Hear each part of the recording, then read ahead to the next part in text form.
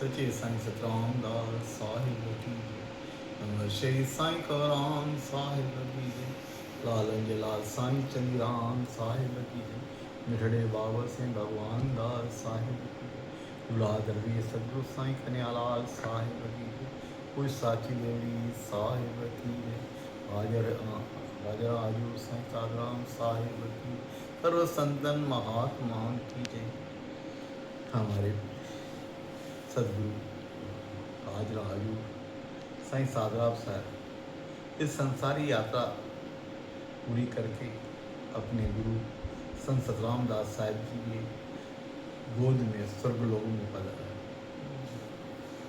स्वर्गलोक में साईं सतराम दास साहब जी के गोद में लेके अपने विश्राम दिया है। इन्होंने पूज्य रेडकी साहब को इतना कुछ आगे बढ़ाया, संत सतराम दास जी के नाम को, रेडकी साहब के स्थान को इन्होंने पाकिस्तान चाहे हिंदुस्तान सभी जगह एक जैसा ही व्यवहार करके एक जैसा ही प्यार देकर सभी सेवकों को उन्होंने ज्ञान दिया।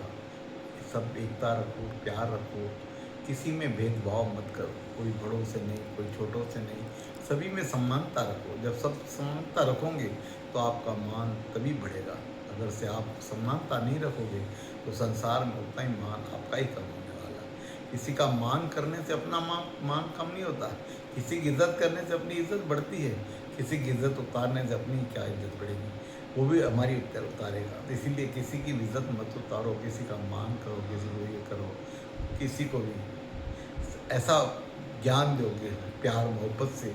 इस संसार में जब मनुष्य जन्म लेके आया है तो प्यार मोहब्बत से जीना ही उसका धर्म है। और अब गुरु करना सबसे बड़ा काम है। ऐसे गुरु नसीबों से इस दुनिया में धरती पे आते हैं जो भगवान का संदेश लेकर लाखों लोगों का जीवन सफल करने के लिए नाम का दान प्रदान करते हैं। नाम दान इस कलयुग में संसार में जब आए हैं तो नाम ही एक सबसे बड़ी चीज़ है जो ईश्वर के तक चरणों तक पहुंचाता है। बाकी संसार में कोई ऐसी चीज़ नहीं है जो प्रभु तक पहुंचाएगी।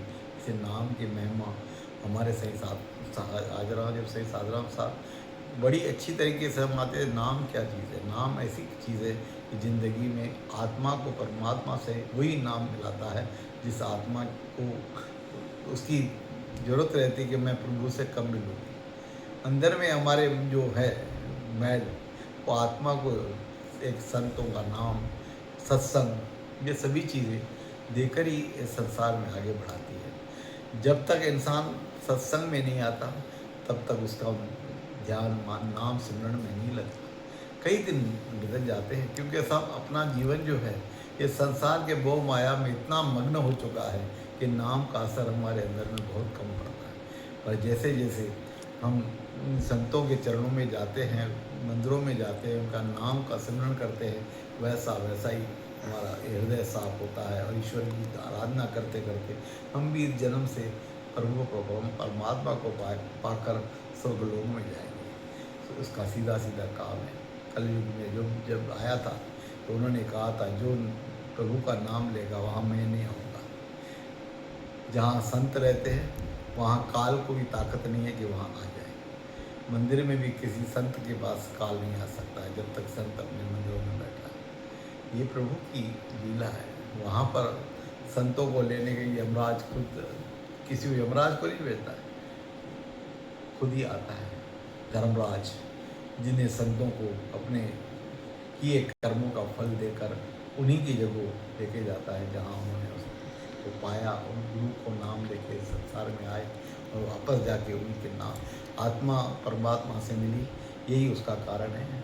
आए थे प्रभु को स्मरण करने के लिए और नाम स्मरण करते करते वहीं जाके उसी आत्मा को परमात्मा से मिला दिया।